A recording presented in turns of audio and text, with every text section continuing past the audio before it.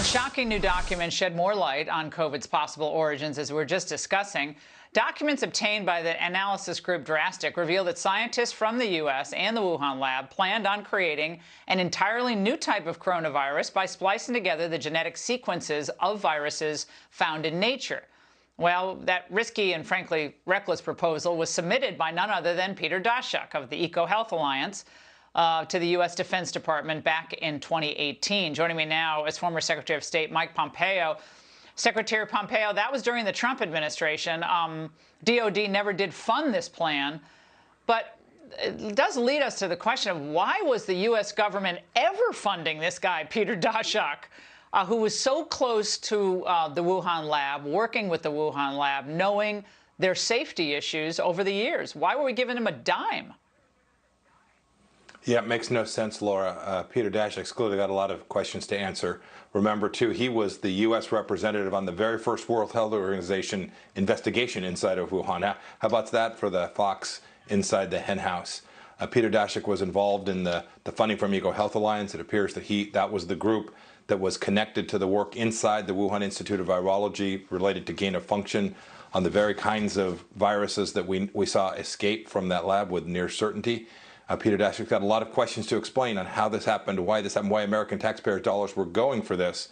And then ultimately, the Chinese Communist Party needs to be held accountable for what they did to the world. Now, 3 million and rising deaths. And yet Francis Collins, who's the outgoing NIH director, he's been there for many, many years, he's on his way out the door. He's still pointing to something that now people think is like a very remote possibility that could explain the origin of the original virus. Watch. Most likely, this was a natural origin, starting in a bat, maybe traveling through an intermediate host.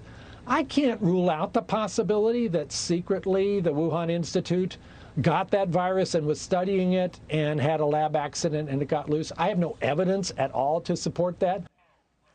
No evidence at all? Well, there's certainly circumstantial evidence. It's like the chances of this not being a lab leak are infinitesimal at this point, according to the big Wall Street Journal piece that came out today.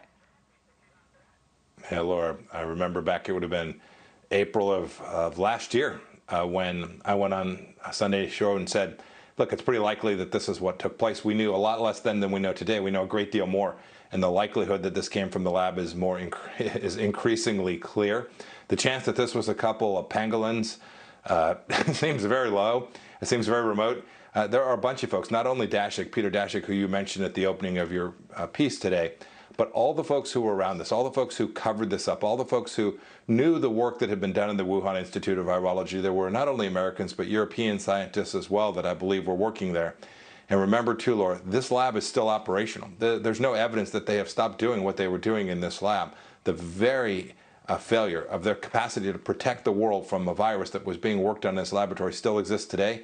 The risk that something like this could happen again is very real, and we need to make sure that there's no dollars from the United States or the West going towards the Wuhan Institute of Virology even today. Mr. Secretary, very quickly, the White House response today to more questions about China's sending more military jets over the skies of Taiwan. This is how it went down in the White House briefing room today. We strongly urge Beijing to cease its military, diplomatic, and economic pressure and coercion directed at Taiwan. China has ignored that, and in fact, it has dialed up sending even more military jets. So what does that say about the credibility of U.S. deterrence on this issue? I think the Secretary of State spoke to this earlier. I don't think I have anything more to add to what he said. One line to describe that response.